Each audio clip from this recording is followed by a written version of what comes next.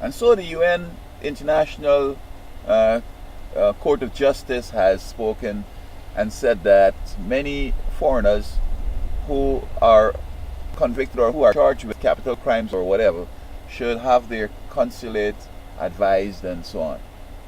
Now, many Mexicans are on death row in the United States, and Mexico and others are saying that because the country wasn't advised that the death penalty should be maybe commuted to deportation to Mexico or something. And today we had Edgar, Tamaya, Arias, 46 years old, was executed in Texas. Um, I'm the international, the ICJ. I find that the way they follow their work, it's so hypocritical that it's funny. Now, let me first deal with this case. If they could have showed that by not contacting the embassy or the consulate that this guy had a substandard trial, then I think it would make sense as far as I'm concerned. With so many of Mexicans charged here in the States with capital crimes, I'm positive Mexico doesn't have the resources to really give them the type of defense that they will need. Now, when somebody is charged with a capital crime in the United States, they ensure that legal representatives.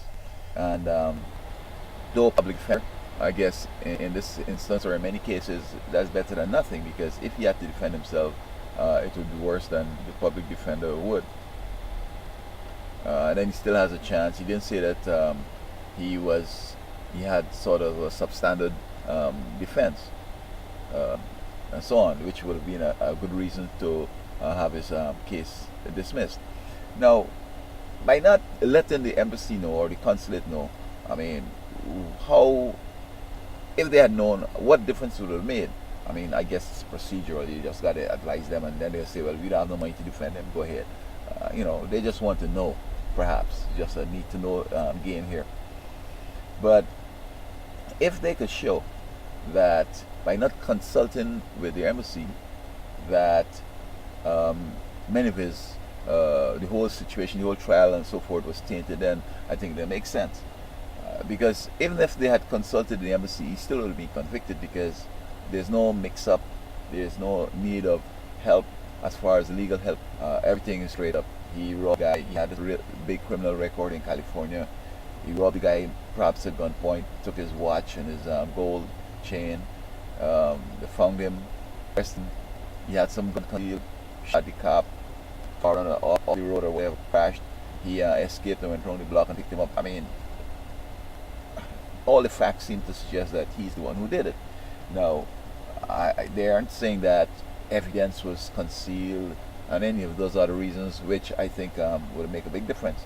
So as far as the guilt is concerned, I don't see any consulting with Mexico would have made a difference. In fact, they would have said, we don't have no money, we can't defend it. Maybe they have some person who would volunteer to come and watch the trial and see if they could find reasons to get acquittal at an appeal or something like that. So, but the International Court of Justice basically is making this pontifical and this big righteous thing that this, that, and whatever. And I mean, when you look at their track record, I don't know if they have something against the United States, but when you look at their track record, they're trying to indict African leaders on war crimes and all these third world people. No, the latest thing, they're trying to get the Syrian come back up front born again.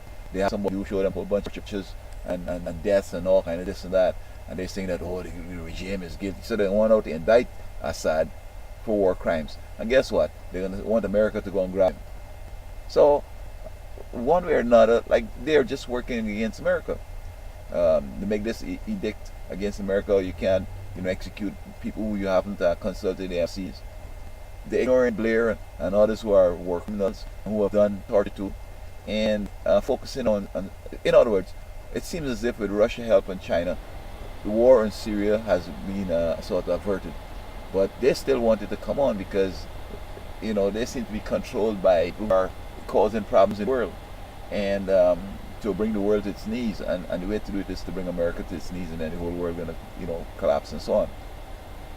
So, I mean, I don't know of any instance that I could remember that the International Crimes Court has done anything sort of remarkable. Yes, the people in Yugoslavia, they're indicting them, and the boys in Africa and Britain decided we will keep Taylor here for the rest of his life and so on. And then they got Blair all over the place that basically, it is known that all this torture that happened up in Iraq and so on, that he proved himself. And, just one-sided.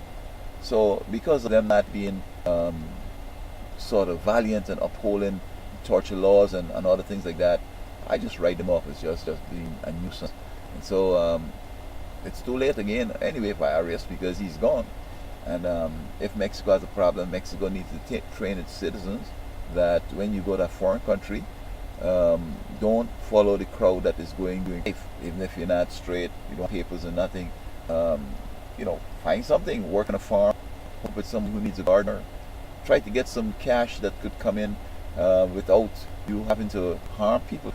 In other words, victimless come against that.